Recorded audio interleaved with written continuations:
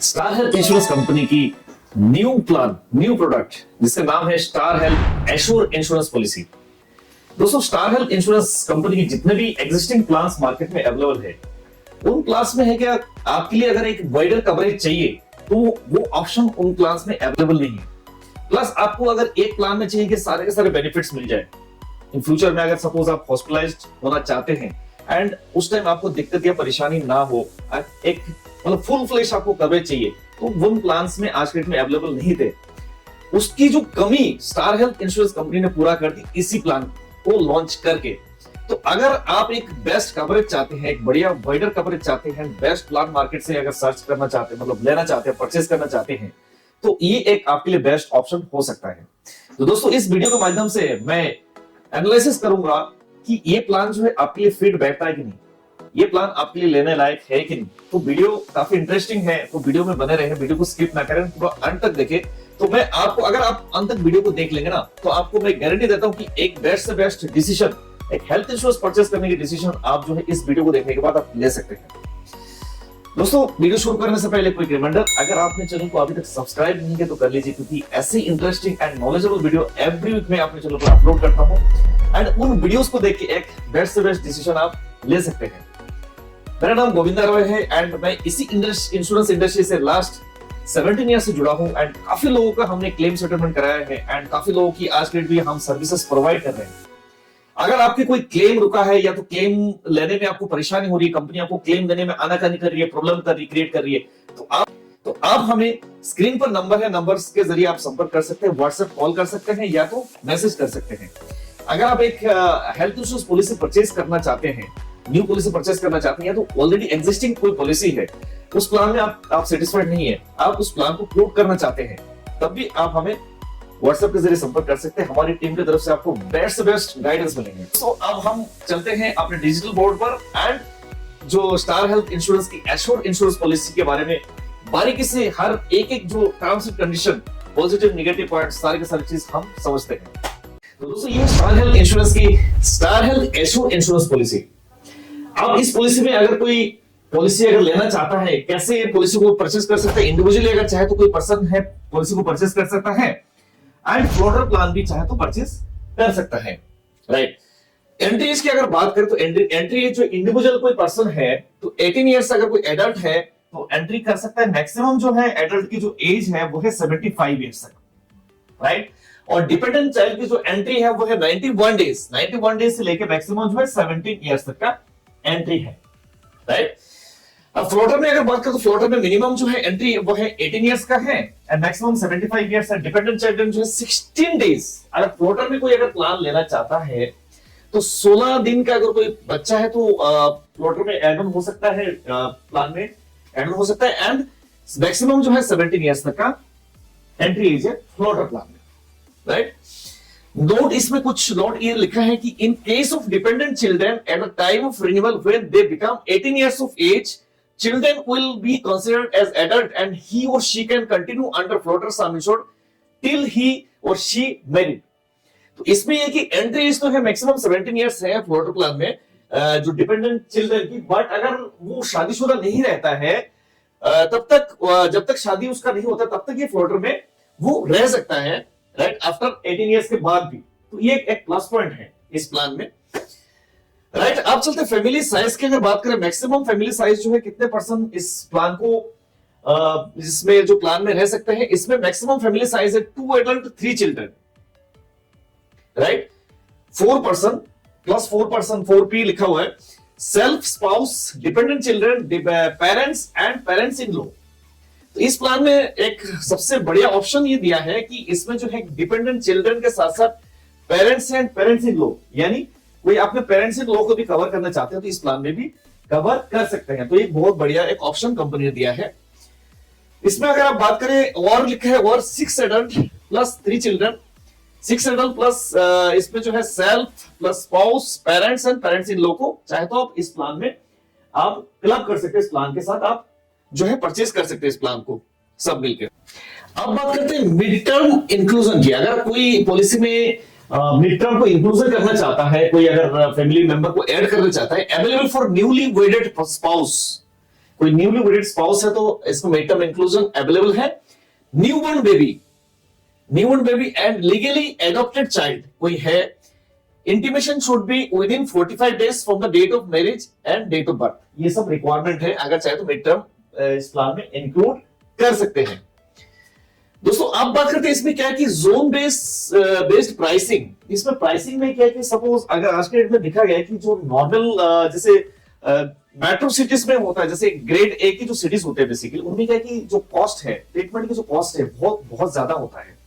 और जो छोटे जो सिटीज होते हैं, नॉन मेट्रो जो सिटीज होते हैं, उनमें कॉस्ट जो है हॉस्पिटलाइजेशन की जो कॉस्ट है काफी कम होता है। 10% गवर्नमेंट लगेगा इसमें। Fresh as well as renewal policies, यानी अगर 61 साल के ऊपर अगर हो जाते हैं तो मैंडेटरी इसमें कॉम्पोनेंट है, 10% का कॉम्पोनेंट है। तो ये थोड़ा सा मेरे को थोड़ा सा ड्रॉबैक लग रहा है कि भाई कॉम्पोनेंट कंपनी क्यों लगा रही है इसमें। 10% जो है कॉम्पोनेंट का ऑप्शन है। किसी के पर्सन का अगर एज राइट 61 क्रॉस कर जाता है तो पॉलिसी अगर आप वो पहले से भी लिया है या तो उसके बाद भी अगर एंट्री करेंगे तो इनका 10% जो है कॉम्पोनेंट लगना ही लगना है, राइट। ये 10% का कॉम्पोनेंट है इस प्लान में। रिन्यूअल की बात करें तो रिन्यूअल आप बात करें तो लाइफ लॉन्ग में इसमें रिन्यूअल है। अगर कोई 100 इयर्स तक का भी है तो आप इस पॉलिसी को कंटिन्यू कर सकते हैं, लाइफ टाइम रिन्यूअल का प्रावधान है।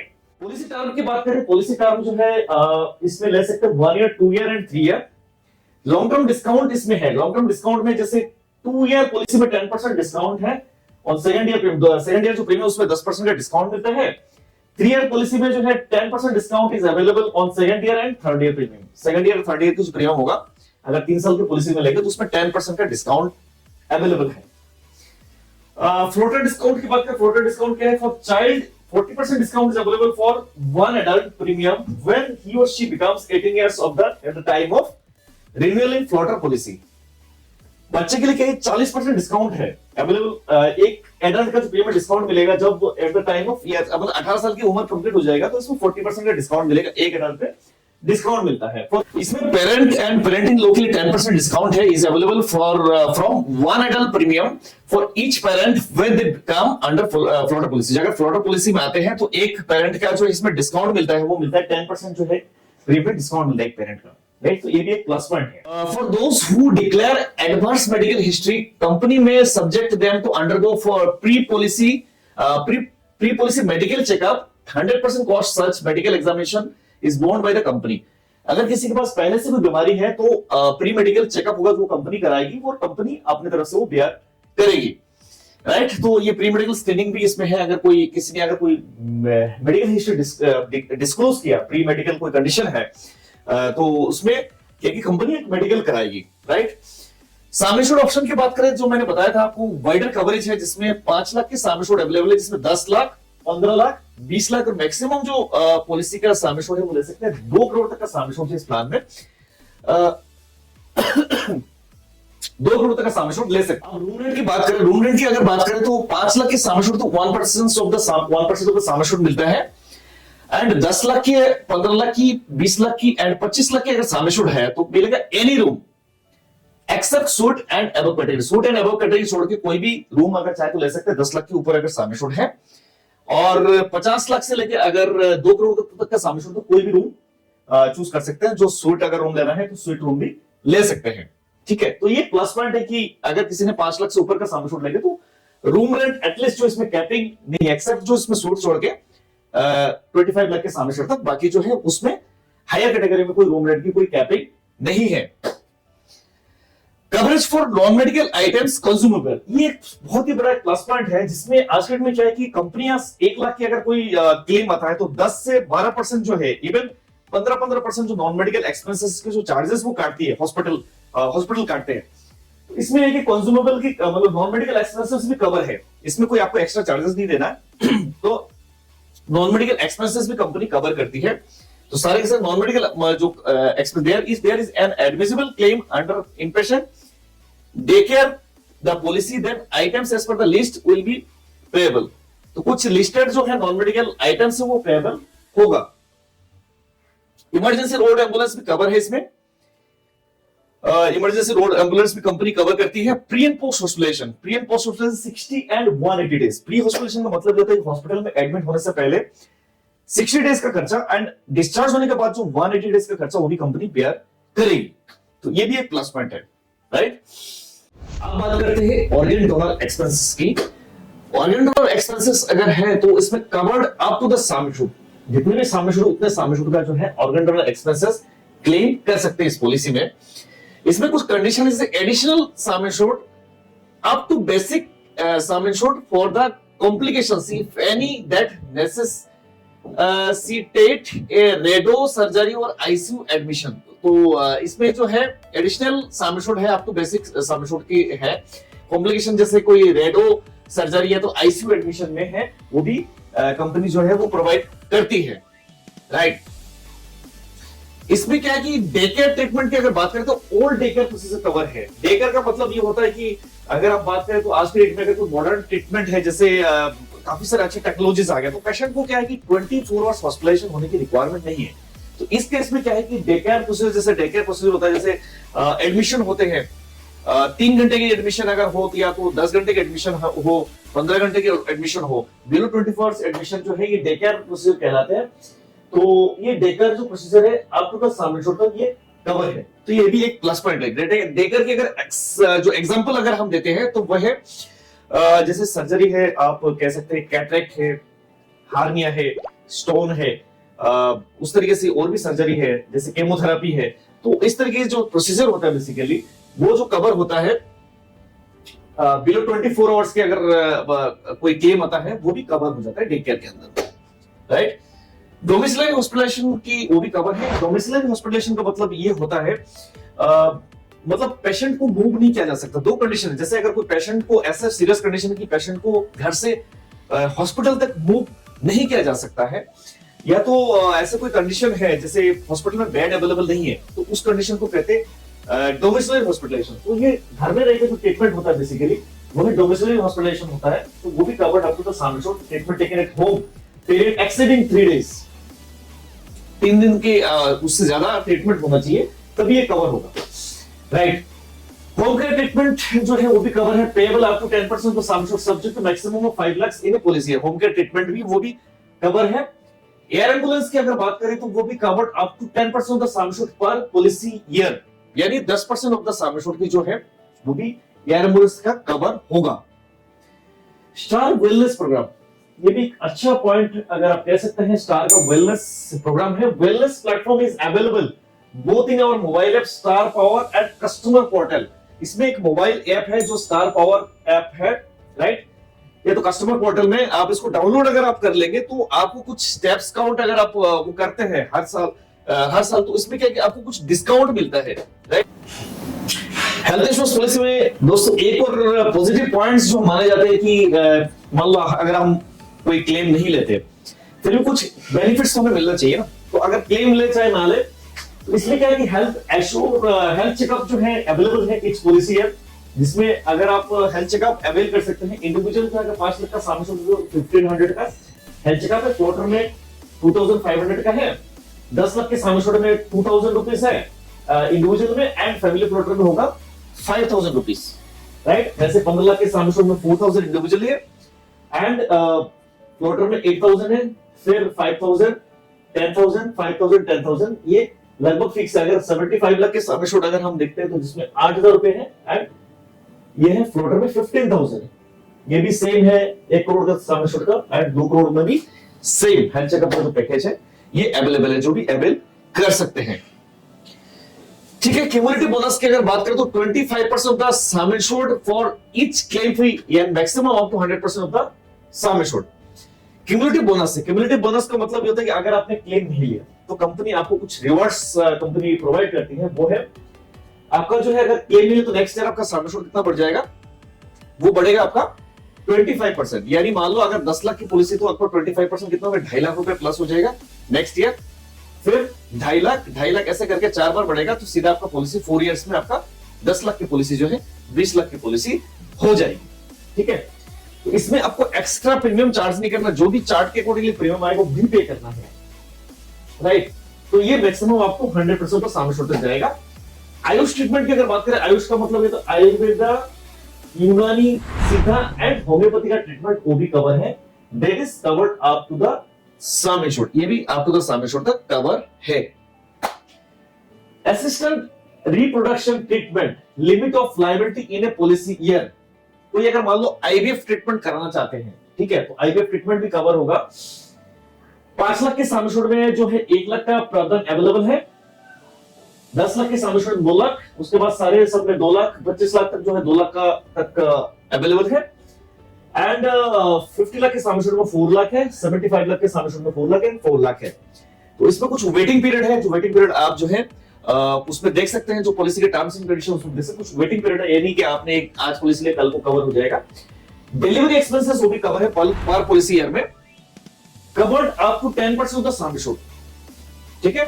Both self and spouse are covered under this policy for a continuous period for 2 years under individual और फ्लोटर सम एश्योर्ड। कोई भी इंडिविजुअल या फ्लोटर सम एश्योर्ड अगर लेते हैं तो हस्बैंड वाइफ दोनों कवर्ड होना चाहिए, एंड 2 साल कंटिन्यूएशन के बाद उसके बाद डिलीवरी का कवरेज मिलता है, वो भी 10% ऑफ द सम एश्योर्ड मिलता है, ठीक है, वो भी कवर होगा। 2 साल का इसमें वेटिंग पीरियड है, 2 साल का वेटिंग पीरियड है, राइट। एक और इसमें जो कवरेज हम देखते हैं, इन यूटेरोफिटल सर्जरी इंटरवेंशन, ये भी कवर्ड जो है, covered up to the sum assured है। यूटेरोफिटल सर्जरी इंटरवेंशन ये भी कवर्ड है, वो है covered up to the sum assured, waiting period of 2 साल का वेटिंग पीरियड के बाद ये भी कवर है। इस पॉलिसी में कुछ और प्लस पॉइंट अगर बात करें तो ये है सम एश्योर्ड जो एक कवर है वो है hospitalization expenses for treatment of newborn cover. Newborn अगर कोई बेबी है तो उसको भी कवर कंपनी करती है, उसमें 5 लाख में जो है 2 लाख तक लिमिट है, उसके बाद ये 2 लाख का लिमिट है। 50 लाख के सम एश्योर्ड में 4 लाख से, उसके बाद आपको तो 200 लाख से 2 करोड़ तक के सम एश्योर्ड में भी 4 लाख का उसमें लिमिट है, ठीक है।